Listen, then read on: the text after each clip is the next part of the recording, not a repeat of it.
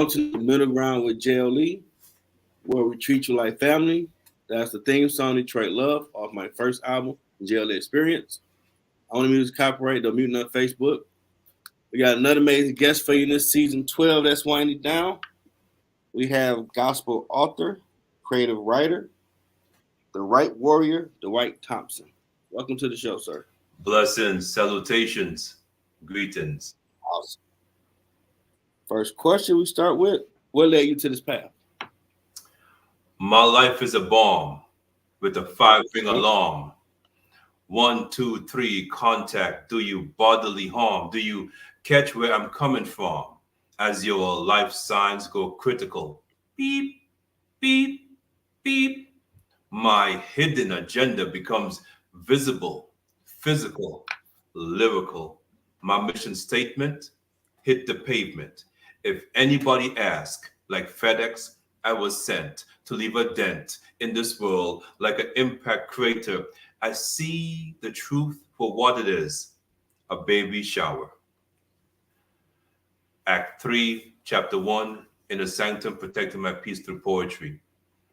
What started this journey is being able to understand that the purpose that I have is not just for me alone. It's not just for me to write books and talk and just have a business. No, the purpose why we are all here is to help our fellow man, and man meaning any human being, any citizen of this world, be a better version of themselves. And that is how it started for me. From way back growing up in the islands, when my mom would read bedtime stories to me. Okay. She got me involved in understanding a world beyond this world. And they were usually from the Bible. So by the time I was 12 years old, I had read the entire Bible, King James Version, with the red font for Jesus's words from back to front. And then my father, he purchased the first encyclopedia. And those were a set of about 25 books, if you remember those from back in the day. Oh, yeah. We had no social media, and it was two big bookshelves full of books. And whatever you want to know, you would go and grab them and read. So I read the entirety, all of them. And that led me to reading J.R.R. Tolkien's The Silmarillion, which is the precursor to Lord of the Rings and The Hobbit, by the age of 13, 14. Wow. So from there, I began to enter competitions and writing. And fortunately, I was graced and blessed with teachers in high school, in middle school and primary school, as we call it, small school, who understood the value of self-expression of words. So they would always challenge us to write more, read the works of the Brathwaites and the Sana Securs and the Maya Angelou's, the Derek Walcotts. Understand what they're trying to say for their time period, because, and this was one of the truths I found out, each writer and each poet, they exist for their time. So in 2024, I exist for you and for now. And my mistake, I forgot you're a gospel poet. All good. Pretty dope.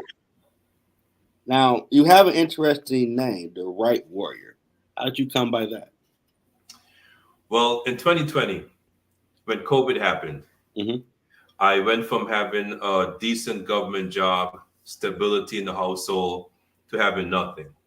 So illness, homelessness, job loss.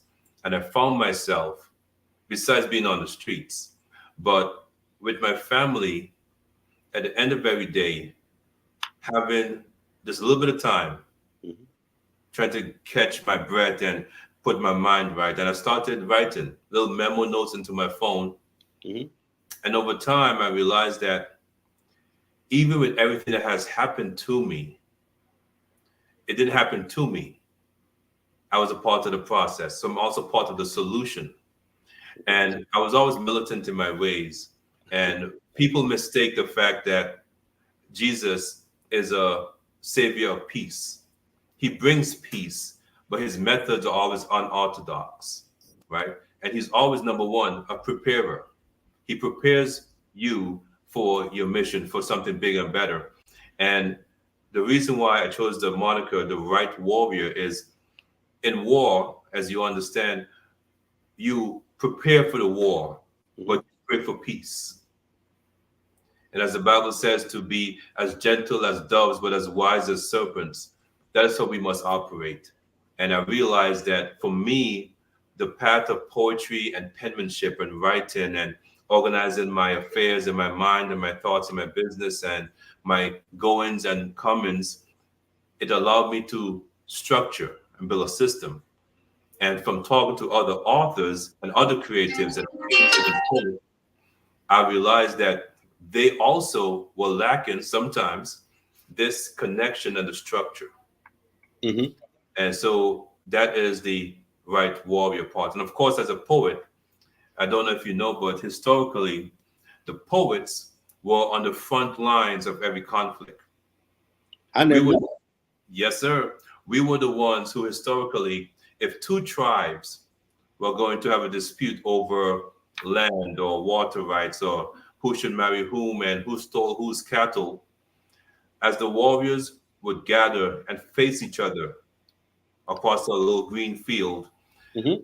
poet from each side would step out, and the poets will go verbally against each other, hurling insults and limericks and tirades and calling your mama this and saying you don't know how to boil an egg, and we would go at each other. But the main point was to prevent the conflict from escalating to loss of life. And so both sides would be cheering each other on. And eventually, the greater poet would win, the one who was a master of his craft, who did his research, who knew that the other poet's family member was once a slave, or perhaps he used to be king, but he lost the crown when he went to use the outdoor restroom. And this was what led to that poet winning because of his skill with words. The crisis was averted, and the winning side was the one who had the better writer and the better poet. And everyone was able to go back home to their families. And so all across all cultures, they could be called druids in the Irish Gaelic mythology. They could be called bards. They could be called prophets. The point is this poetry, this ability to encapsulate the situation with words and de-escalate, even to the point of understanding both sides. Okay, you want A and you want B. How can we make it become C so we can see eye to eye, pun intended, and have peace? That's interesting to learn, because you think of a world without creatives writing books or poetry or music or anything, it'd be a very different world. Correct. And even so, part of my philosophy and in my business brand too, we all are poets, right? We all have the poet within us and this ability to craft words. So, for example, something as simple as writing a message down. And I'm sure we all did this before in primary school, where they would make a train and they would try to illustrate how stories are told and have one kid tell another kid something in his ear and have him tell the next kid and so on. And then you compare the messages from the beginning to the end of the train and see what was the end result. And most of the time it was hilarious. The teacher would tell the child, we are going to lunch at 12. And at the very end, the message comes across, apples on sale.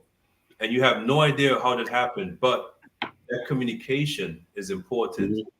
And poetry and writing gives this ability to understand the words. If I write a message, you should be able to understand it. Your next door neighbor, my neighbor, should be able to understand it. Whether or not there's a language barrier or a cultural difference, the ability to capture words and convey a message peacefully is our duty. Now, how different is it to write poetry compared to writing a book? So the poetry part is about divine inspiration and purpose. So when you write poems like I could do 20 poems in a month, specific topics, specific audiences, specific messages. However, when it comes to publishing a book, that's about systems and formatting. How do you want to represent those 20 poems? Do you want to have a picture with each poem? Do you want to have the poem written in a different font? Do you want to have it on a different page? And so it's two parts of a process. And we always say there is the writing part of it, there's the formatting part of it, there's the publishing part of it, and then there's the marketing part of it. Those four parts are what produces a story that's codified that other people can share. So for me, poetry has always been easy. And when I started to learn the publishing industry from talking to other authors and writers, which one is better, traditional or independent?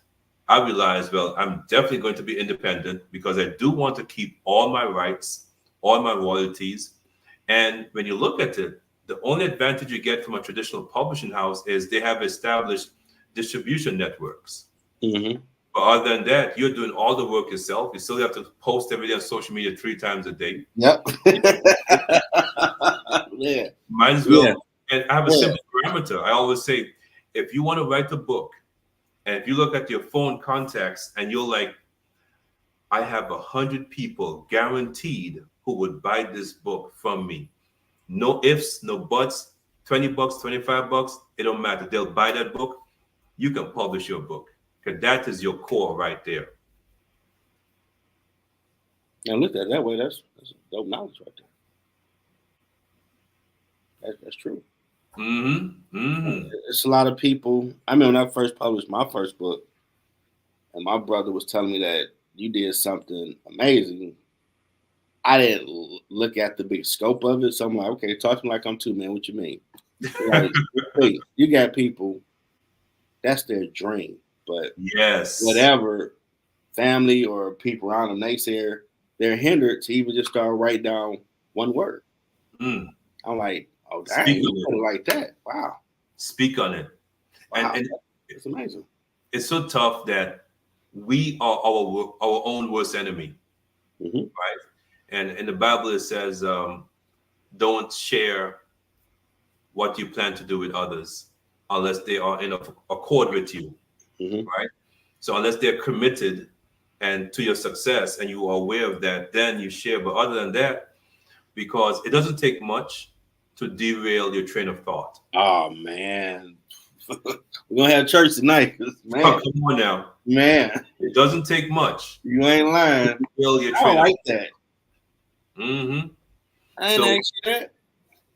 It behooves us to quantify whoever we're working with, whoever we tell our hopes and dreams to, and ensure that they are on our side. And I've come to the point, I've asked people, listen, no offense intended, but are you on my side? Are you with me on this? I'm not telling you that there's an issue, but are you with me with what I'm trying to accomplish? If not, that's okay. Always have an exit strategy. Yeah. And I've explained that to somebody before. And I don't get what you mean. Like, well, if you're really rocking with me, if I want to paint books purple and sell them, if you rock with me, for example, all right, what type of paint you want to get? That's what you should be saying. Not, come on now. I want to do that. That's weird. That ain't supporting me. That's not saying you're on my team. Thank you. Be, all right, what we going to do? What's first step? Listen, I used to tell this joke back in the day before we got too PC. And I used to say, and this joke was from a book, so it's not my joke, but I loved it. If someone asks you, listen, I need you to wear lipstick today as a man, you're not going to say no or yes. You're going to just ask, what color? You know what I'm saying? Because the concept is, if you're committed, you're committed. And the questions you ask should be to further the progress of what we are working on. If you say jump, I'm going to ask you how high. I'm not going to ask you why or when or no. If I'm committed, I'm committed. Let's just get it. And that support sometimes is hard to find. Man. And when you find it, though, you got to hold on to it. And even then, you have to baby it somewhat, because if given to it too much, it might become too much of a need and a necessity. Mm-hmm. So you also have to balance the Yeah. support that you get. On creating this from out the mud and with God's help, I learned this journey might be a solo journey to a degree because everybody ain't gonna see what God showed you. That And part. if you keep letting too many people into the circle to see it, well, it's too bright. Why you speaking like that? It ain't gonna be. He told you to do that. All right, how can I assist? They not coming to that thought of point and preference. They just, well, let me give my take on it. No, I don't need your take. No. Just What come can along. you do to help me get there? Is what I should. That's it. So we used to do something back in the day when the world was a safer place. We call it bumming a ride. Old Mr. Tumsy. Where you were able to travel between cities. Yeah. Just get dressed. Yeah, people did. Go on the road. And just stick your thumb out. And sure enough, someone will stop. Where you going? Oh, I'm going into town. Oh, let's go. Hop in. Back of a truck or in a passenger seat. You know what I'm saying? So Uber and Lyft, this just stole that whole concept, but I digress. But that flexibility, that ability to just tap in was priceless, and we have lost, our society has lost some elements that made it work. Having that human connection for a brief moment. I don't know you, but I'm driving and I see you're heading in one direction. Mm-hmm. This is the main road. You're either going B or C. You only go in two spots. So I'll take you at least halfway there. It doesn't hurt nothing. Take anything from me. You hop in, drop you off in 5 minutes. Plain and simple. And that support. Absolutely. Is when you find it, you have to hold on to it, but you can't squeeze it too much. Yeah, it's rare. Yep. I was just talking with my homeboy earlier. Like, I've been on this journey, and there have been times like, okay, well, you ain't making no money yet. You ain't where you wanted to be yet, but God did tell you to do this. Like, maybe you heard it wrong. And one of my older brothers would call, just like fired up like the Human Torch. Like, what's going on, man? You got the show coming on? Like, how you feeling? Like, where's the energy coming from? Like, man, I done seen it. You gonna do this. Just keep grinding, keep putting patch behind. I'm like, oh, you know exactly what I need to hear, because I'm about to tap out. And that would be that stuff to keep going. Like, okay, do the work. Trust the process. He put you on this path for a purpose. He already know what everything needs to be to get this where it truly needs to go. That's it. That's it. And I was going to say, like, the perfect name, Middle Ground, right? And that ties in back to, so the name of this podcast, this broadcast, this show is Middle Ground, which ties into what I was talking about, with the two poets facing each other, and there's a middle ground in between, So even in your initial concepts, that's some powerful messaging right there. That's some powerful branding, Yeah. You have to be able to be resilient. And no one talks about resiliency, Man, no one talks bro, you keep preaching this.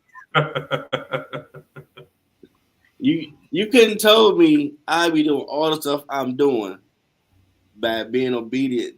Well, I learned, a friend told me years ago, but I wouldn't listen. I wasn't trying to hear God talk to you.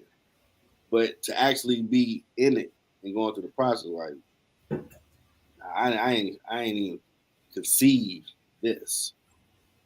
Correct. And I always say God has a sense of humor. Oh, bro, man.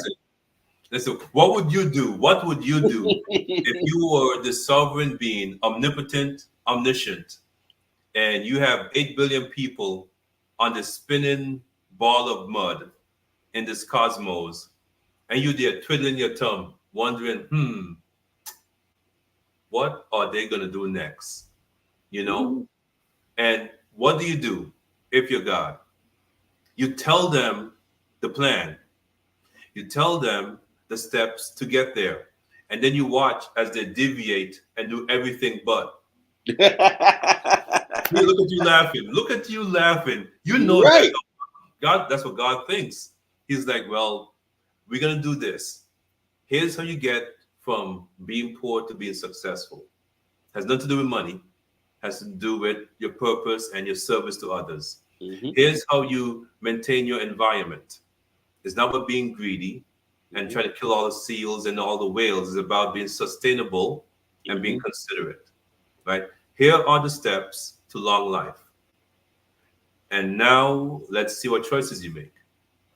You know? Yeah, because I was a month or two ago. I was doing an episode, and that conversation in '02 came back to me like someone just threw that memory in my head. Like, whoa, Mm-hmm. we argue all night. He ain't got saved. He's really tapped in, and I know when they hear that phone ring, like, man, I ain't trying to hit it. Man, we just having a good night. Not. I hear the God phone ringing. Why? We having a good night. Now he really wants you to start being more obedient, following like your dad was a pastor. I tell him, guy over to the left, bro. I did my job. No, you need to do more, and it's gonna branch off to other stuff. I want to do like, Yep. I just want to do music. I want to do other stuff. When you be obedient, man, I'm telling you, you're gonna be doing all this stuff, and I'm sitting like, wow. I straight argued him down like, no, I want to do that. I ain't doing it. He got me doing it through this. Like, well, he ain't realize he doing ministry, help people find their purpose. Cause he's so smart, he dumb. He ain't paying attention like that. Come on now. And when I did, I'm like, he got me. Correct. He got me to do it. Correct. And even like I have tons of atheist friends, right? And that doesn't bother me at all, right? Some folks will be like, you're a Christian, why you have atheist friends? Or why you have so many atheist friends? Can't you convert them? No. Y'all missing the point of the Bible. The point of the Bible is to love God above all else and love your neighbor as yourself. Absolutely. You know, Top two. We didn't wake up as Christians. Mm-mm.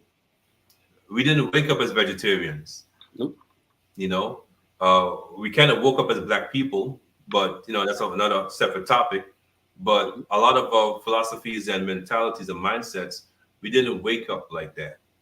We had to grow into it based on our environment, based on our parents, based on our culture, and everyone experiences 5 different crises in their life, and one of them is a crisis of faith. What do you believe?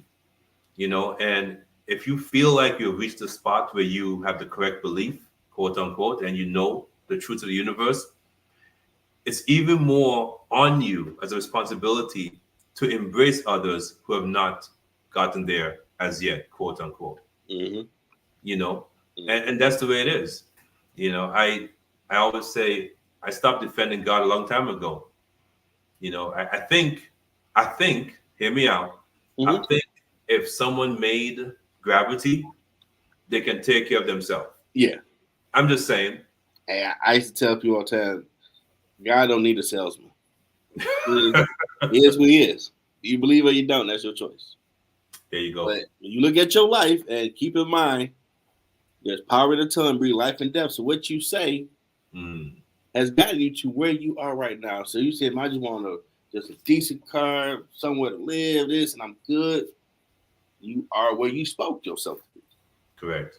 That's you can speak more and keep going forward, or I ain't never going to mountain, I ain't going to do that. You are where you keep speaking over yourself. Listen, words are so important. And that's why I'm such a huge advocate of the poetry and the self-expression and the journaling, structured journaling, right? Because if you could say what you want to happen and it happens, why wouldn't you? Right?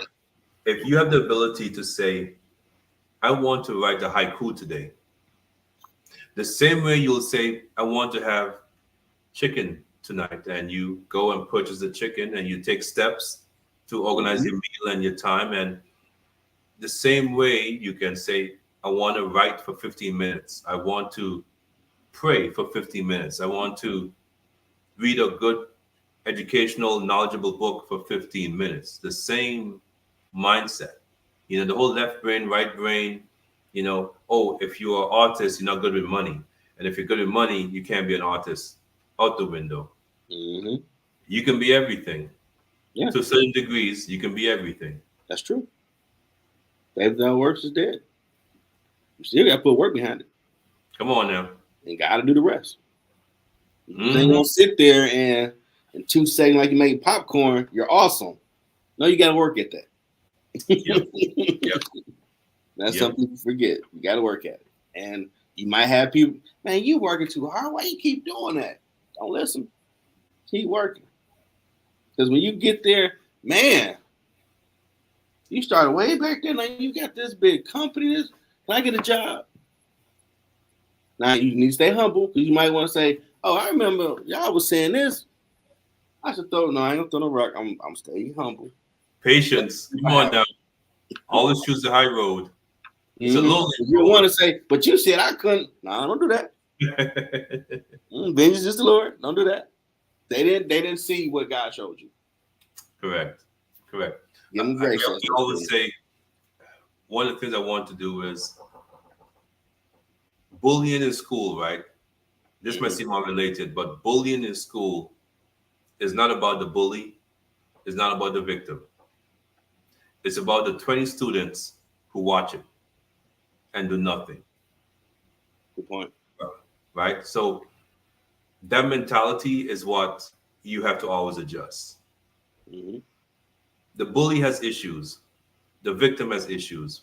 But the 20 people, the 20 kids who are watching and say nothing and do nothing, super sus, as the young people would say. And the same thing in the corporate world, right?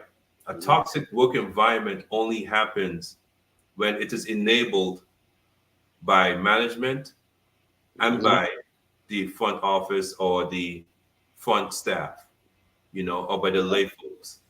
That's the only way it could work. Because if one manager is toxic and the other managers check him or her, that solves it. If one coworker is toxic and a coworker or a group of coworkers check him or her, that solves it.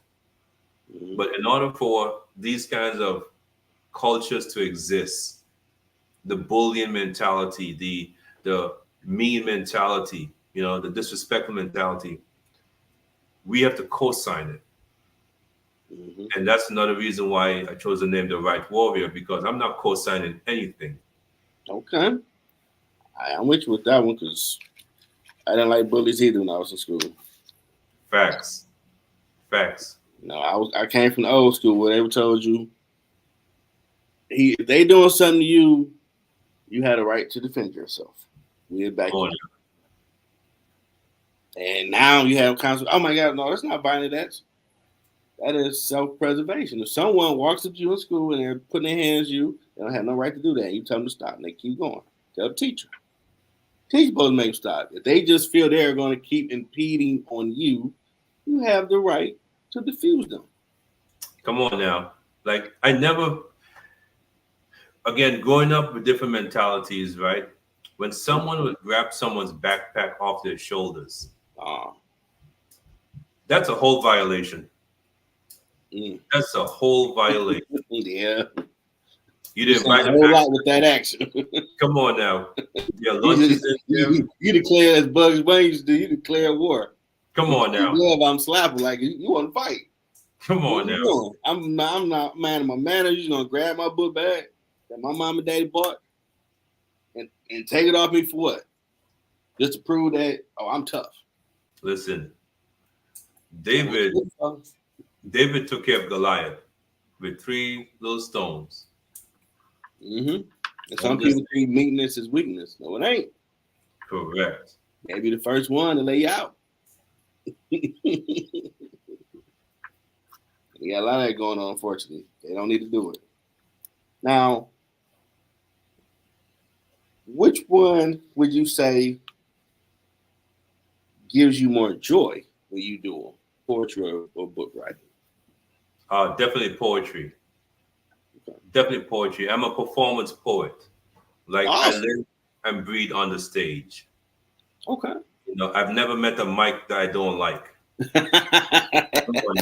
That's awesome. That's awesome. So for me, and growing up, one of my skills was freestyling. Okay. being able to tap into the truths of the universe and tell a story, Mm-hmm.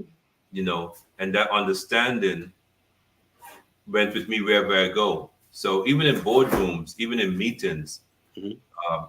people try to trap me in conversations or based on email chains and so forth. I wasn't worried about none of that. You know what I'm saying? A, my work is too thorough, Mm-hmm. and B, I can see it coming from a mile away. And of course, C, come on now, the truth always wins. And so That's true.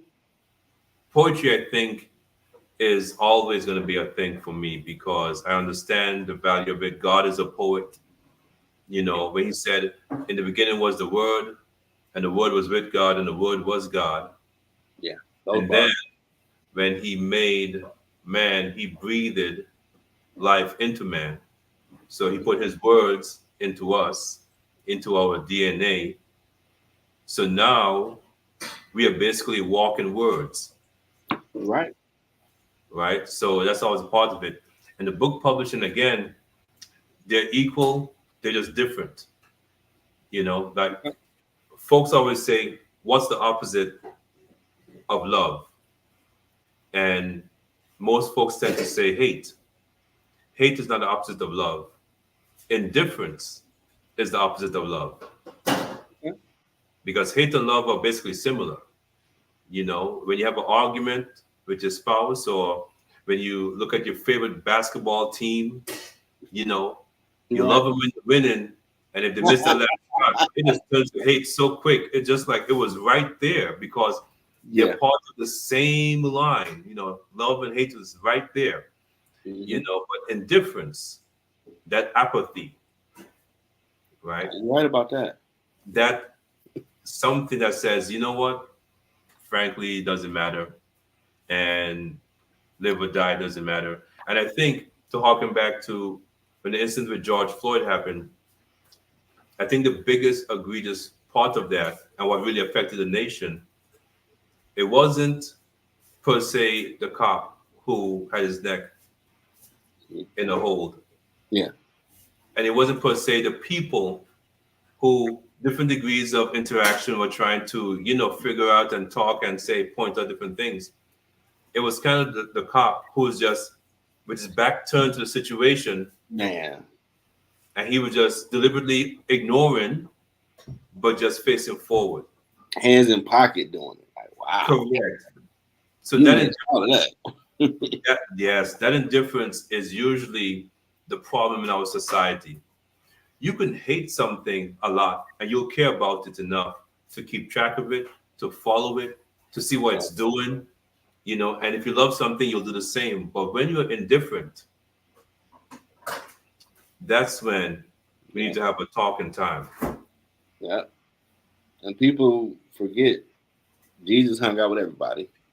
Ah, come on now. And when he needed to be strong, he laid hands on the den of thieves in the church and kicked them out. Turn the He wasn't table no upside little down. frail person.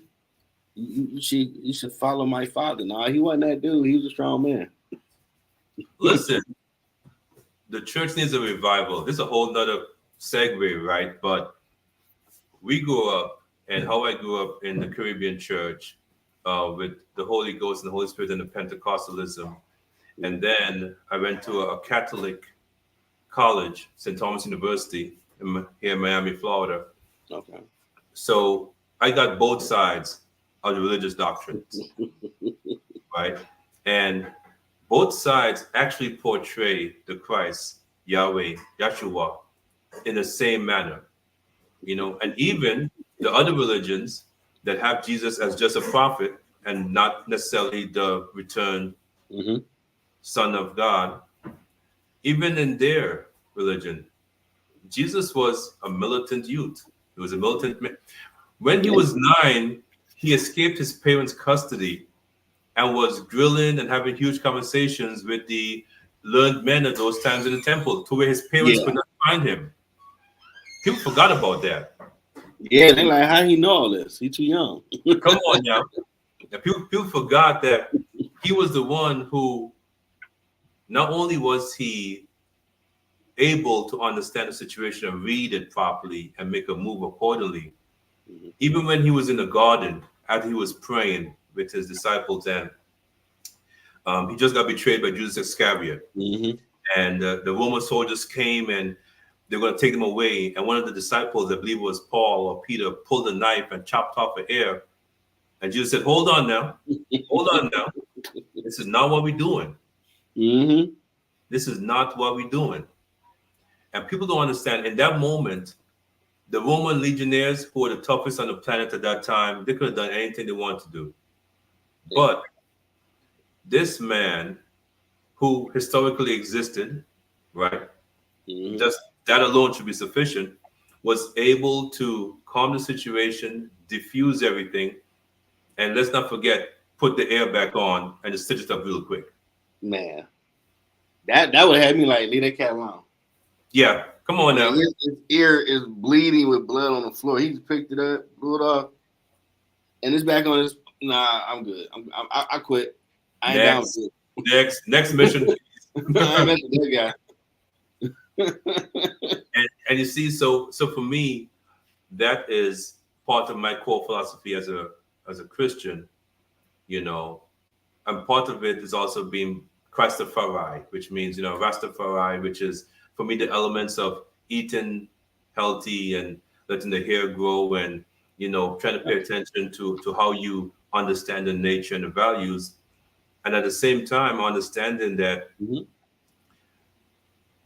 the faith that we have is a practical faith, right? That's fundamentally what it is. And all of the different denominations, and from Catholicism to Protestantism, our faith is a practical faith. So if something doesn't make sense, then you have to question it. You ain't learn about that, brother. You ain't learn about that at all.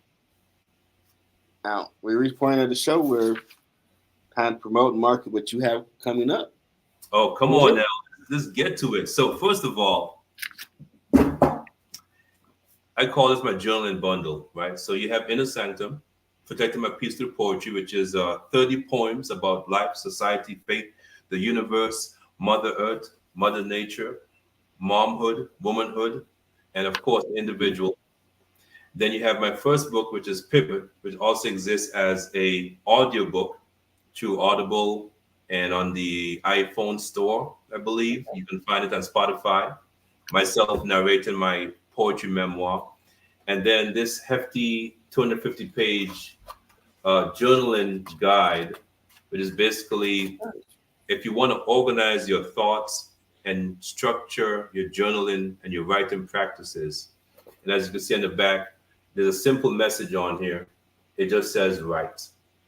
Okay, that's how we start the process. No more talking, no more long story, just write. Because in order to get where we need to get to, you're going to have to write something. You're going to have to write a business plan, or you have to write a dream board or your goals. And so upcoming, every Saturday, we do a Saturday writing sprint and poetry prompt session, just for an hour, 1 p.m. Eastern Time, 10 a.m. PST. And we just get together, collaborating, safe space just to write. You do your own project, do your own thing, but just know we're there in support. And then we do authors showcases every Friday. And I'm going to have you up soon enough, every Friday at 6 p.m. EST, 3 p.m. PST. And basically, it's an interview between myself and another author. And we talk about the book publishing journey, the storytelling, the writing aspect of it, the motivation behind the book. You know, and sometimes on LinkedIn, sometimes on Twitter, sometimes on Instagram. As a matter of fact, we just had Mark Tuggle, who wrote a book called Cultural Silence and, I forgot the title. But it's an amazing book about Black men's health. And so we were just on Twitter space with him, talking about his book to a little audience and just getting the concept and the reason behind the book and his publishing style and technique. And that's what it's about, sharing information. And of course, we have a wide range of different writing packages. And when I say packages, I hate the word packages, but I don't know how else to put it. You know, If you want to have a journaling mentor, for example, you tap in with me. We do a daily check-in via text message, and we meet twice a week for 15 minutes just to do an assessment. We do before that, we do a personal development plan, which you outline what you want to work on. So do you want to get better at handling your work conversations? Do you want to get better at understanding your motivations? Are you trying to enhance your career? What are you trying to work on? Better poetry, you're trying to work on a story. And then we build a plan just to address that. And we touch base every day. We meet by a video call. And basically it's a hand-in-hand conversation, a hand-in-hand progress. Because I realized a lot of times I did my book project by myself, quote unquote, but I had my family with me, right? So my daughter helped design my book cover. She's a graphic designer. Okay. My wife was my editor, so reviewed everything. And wives don't have a problem telling their husbands when something doesn't look good or doesn't make sense. No, they do not. That was how I had the support I needed internally, but a lot of folks don't. And so what we try to do is provide that support so that no one feels like they are alone in this process. But you shouldn't be. Nah. No one deserves to be alone at all. Anything else you got coming up? Repeat? Anything else you got coming up? Oh, yeah. You don't want me to take up the whole show just listing off stuff. So on the 31st of May, I'll be doing a expose of all my books on Twitter. I'm going to try to multi-stream it using StreamYard or Restream across all the platforms. I'm going to be an in-depth expose on my 3 books and my writing journey so far, kind of like an update. I'm also preparing for a one-man poetry exhibition show. Nice. It's going to be available as a virtual poetry event. The tickets will be up on Eventbrite. So working on the details for that. I just finished actually my set for the first 45 minutes. So I think I might just have it as 45 minutes just for this outing, and just to get my feet wet and just have folks just come in and see how a real poet does it. Okay. Not just any other poets. I'm just saying everyone is a poet, but performance poetry just levels to it. I believe you. Right. And other than that, in June, and this is part of the business aspect, what we do is, what I realize is, and every entrepreneur should know this, and this is where scaling comes into place. Wherever you are in your business, if you require clients or customers, you should always know the limit that you can handle with your current ecosystem. So my limit I know is 5. Once I have 5 authors I'm working with, I'm done. I'm tapped out. I can't work with anyone else emotionally, spiritually, mentally, physically, financially. I'm good. No, thank you. You can't pay me to get another person in my docket, right? Okay.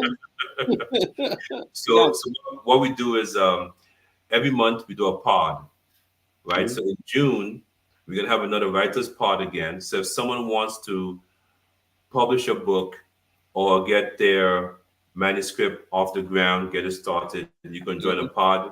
The June pod is open still. I just need the maximum 5 folks to work with. And what we do is we work together, but at the same time, everyone has their individual aspects that they're working on.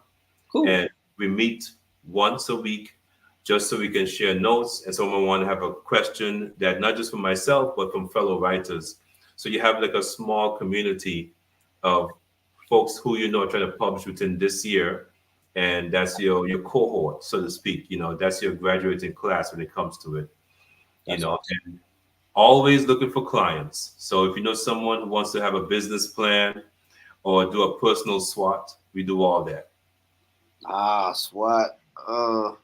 Come on now, fun time. In my last business class, like, what is this? Mm-hmm. Okay. The SWOT saved my life. The SWOT saved my life. That threat, yeah. Strengths, weaknesses, opportunities, and threats. Yep. If you don't have that on lock in your business and in your personal life, I don't know what to tell you. I honestly don't know what to tell you. You need Jesus at that point. You're right. All the time. But business, you got to do that, and it makes sense. Make sure what you're doing is going to work for you. Come on now. You understand the risk, what you're doing. Because some people get an idea and they ready to go, jump like, oh, did you look at the list of stuff you got to think about? Because it's there. That's why they have a business model. When you have your business plan, you put your SOPs in the business plan. When you have a personal development plan, you put your personal SWOT analysis in your personal development plan. Absolutely. Because trust me, if you don't do it for yourself, someone's going to do it for you. Or they're already doing it on your behalf. You don't even know. That's a whole other conversation. Yeah, we have church tonight because, someone has assessed who you are in their life, and you pay attention to their action, they kind of telling you. Ooh. Without telling you. If you pay attention. Come on now. And you need to step back and read the wording on the wall. Like, okay, I need to fall back from you because everything you showing is you ain't trying to bother with me. Fall all the way back. Fall so far back, you got to change your zip code. Come on now. Sometimes God might be doing it because he needs you to focus on what you should be doing. Yep, there you go. Now, what has been your biggest challenge on your journey? Time, but not time as in time management, but understanding I have to space things out. Okay. Like I wanted to launch my podcast since last year, but it wasn't ready. The concept wasn't ready. The business infrastructure wasn't ready to support it, right? So, and that's why we end up doing the authors showcase, because it's low key, the structure of the podcast, but without the intensive work and preparation and promo design and video editing and so forth. You know, I see you smiling because let me tell you something. Man, you preaching, brother. Let me tell y'all something. We need to show more love to our content creators. Okay? Because this thing that people understand is social media, right? 15 years ago, the only entertainment you had was from a TV studio or a radio station where they had one person did editing, one person did writing, one person did the cutting, one person did the film design and the photography and the camera angles, okay? You had a whole 50 people making your favorite episode of Dukes of Hazzards or Knight Rider. Classic. You're right, boy. You're right. All the Puff Girls, okay? Now, man, let me tell you something. If you have a team of 3 people, not counting yourself, you are blessed and highly favored. Man, you preaching, brother. Listen. So the content creation, and I'm a huge fan of sustainable content creation. You are the content. Like I'm gonna post what I do, and I do not care how boring other people might think it is. The point is, it's what I do. If I'm writing calligraphy or if I'm making a poem, if I'm talking about editing, I'm gonna put that as my content. What I'm not gonna do is get a ton of props and go up on the roof and just do backflips when that's not me. That's not my regular function or job. You know what I'm saying? Man. So shout out to all the content creators because y'all be doing the most with the little that you have, and it'd be impressive. We'll be watching all kind of stuff all day on YouTube and the shorts and the reels and the TikTok, but it takes work and effort. Before I got home, I've sponsored my third mom mental health fair that's tomorrow. I'm gonna put the flyer up later, and I dropped some water off, and she was just running down like, I've been watching all the stuff you're doing, like, because I forget what I'm doing, like, you know, I do forget you did make this out of nothing, just researching, lean on God, getting it out to mud. And when you do the show, you're doing the editing, you create everything to put it on Spotify, so you know episode count, so then you make your reel so people can put that everywhere, so you get a snippet like, oh, let's go check this. You are blessed when you got a team. Come on now. You blessed. You look up, it's 4:00 in the morning. Like, hey, I've been doing. Well, I'm almost done. Let me get done. We grind it out. Like that shout out to all the creatives out here, man, because that's a journey. Ooh. Yeah. So that is my greatest challenge. Understanding that I can only do so much in a given time. If I want to do more, I'm going to have to scale. I already use some automation. I'm going to have to include more automation into my systems, and eventually some more virtual remote assistants, to expand the outreach, the communication, the scheduling, the video production, the client intake, because right now I'm very particular, and it's so funny when you scale, you can't afford to be particular. It's like everyone comes in and you got to have a system in place that say, okay, do we need this? Do we meet this criteria? Are we compatible? Now I can just eyeball it and say right away in 2 seconds, yeah, I'm not going to work with you. Yeah, your speed is not my speed.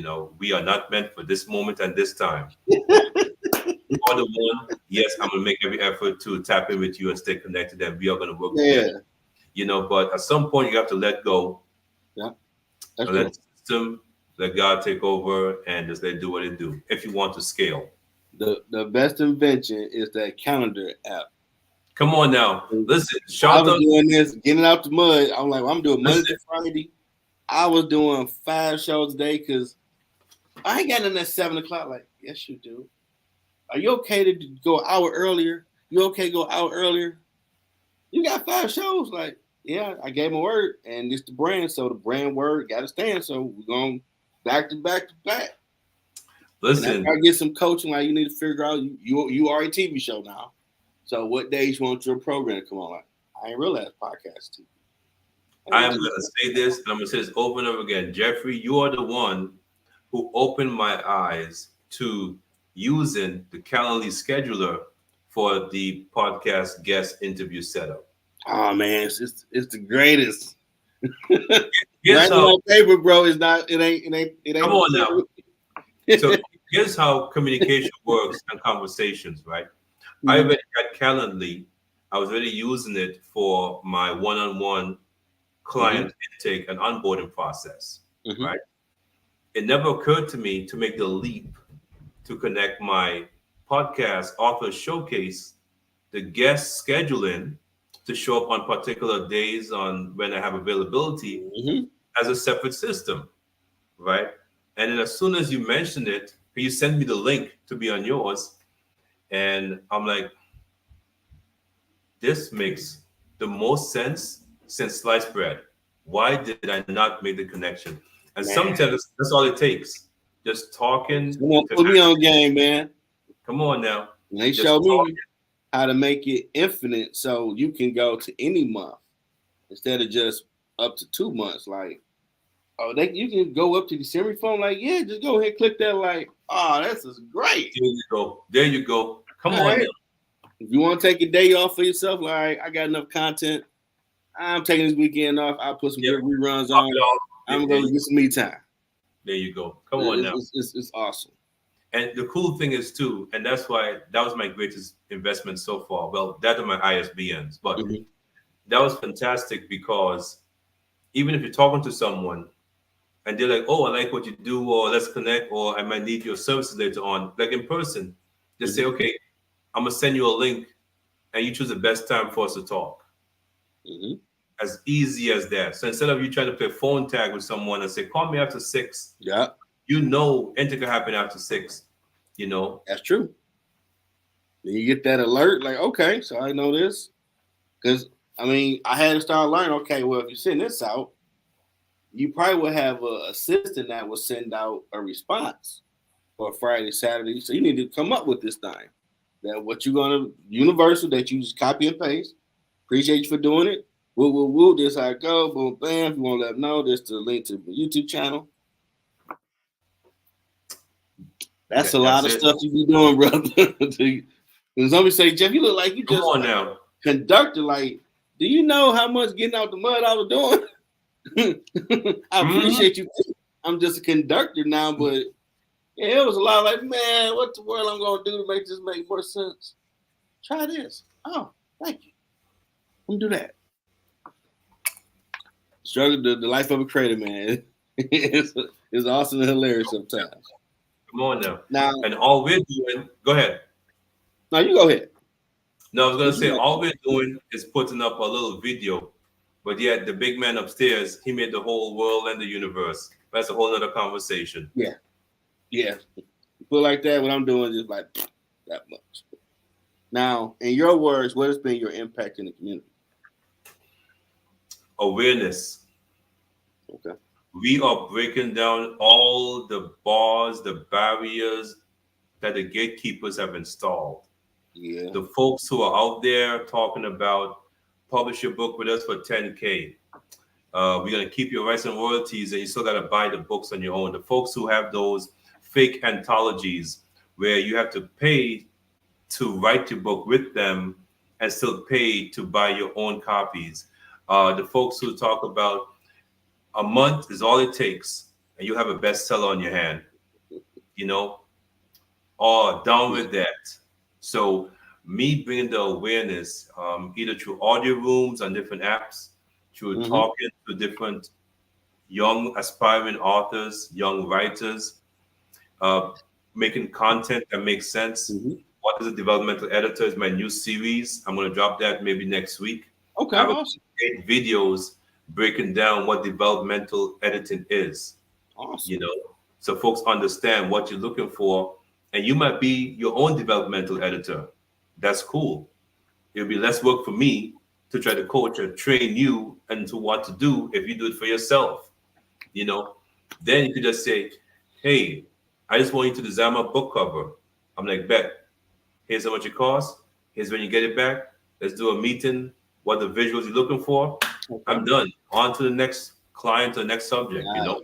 So I think my biggest impact has been the awareness of what is possible with today's technology, with the resources we have, with the ability we have to tell a story and go from a piece of paper to a book, just from taking your time and planning it out. That's impressive. It really is. And every time I've published 3 for, and everyone I've done, when it's done, like, wow, I'm more reflective of just the words you chose. Wow, someone's gonna get something from it. And then you do get that feedback that what you were trying to put in words, people that read it got it. That's pretty cool. There we go. It's all about writing. It's all about doing things the right way and the wrong way, you know. And sometimes the right way is the best way. Yeah. Now, time for that Yoda game. What advice do you have for someone trying to find their purpose? Ooh, talk to God about it. Talk to God about it, because you'll realize that your purpose is clear. And you might have some hang-ups, some hesitations about it because you want to be a Jonah. You can be Jonah if you want to, but talk to God about it. He'll show you a purpose and he'll show you the way. End of story. We do that too. We definitely do that a lot too, unfortunately. Mm-hmm. Well, how did you enjoy the show? Oh, it's fantastic. It's been great fun connecting with you. You know, I already apologize because I've been missing, even with my calendar. I'll be like, why is that popping up as a reminder? And I look through my email. I'm like, I don't see anything. Nothing in my calendar. And then I'm like, oh, wait. Uh-oh. So I appreciate your patience and for the invite. Oh, no problem.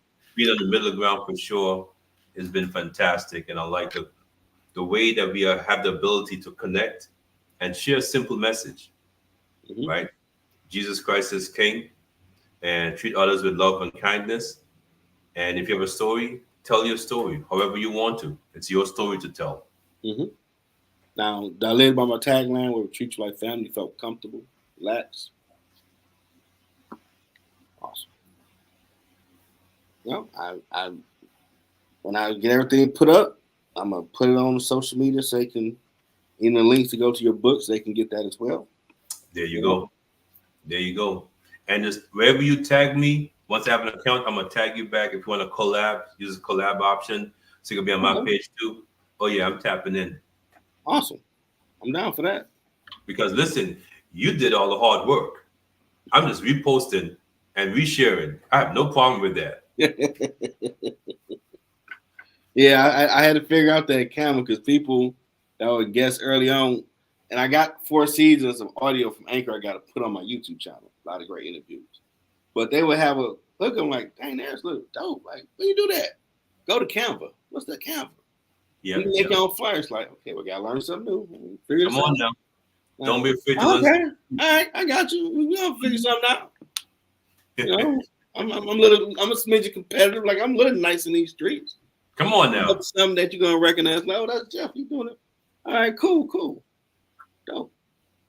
All right. Well, we definitely want to thank Gospel Poet, Business and Creative Writing Services, the Right Warrior, Dwight Thompson for sharing his story, and all the wisdom that came from it.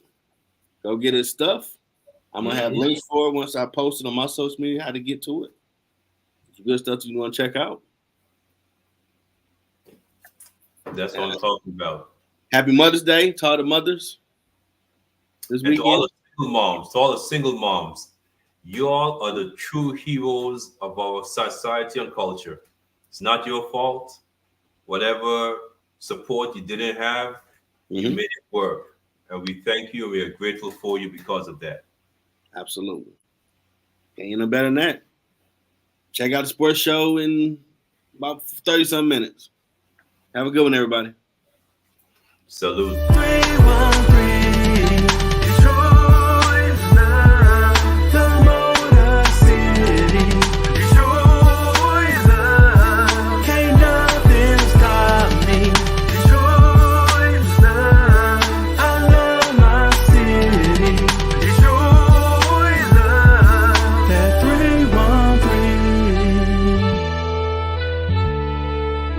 Detroit raised me. Detroit.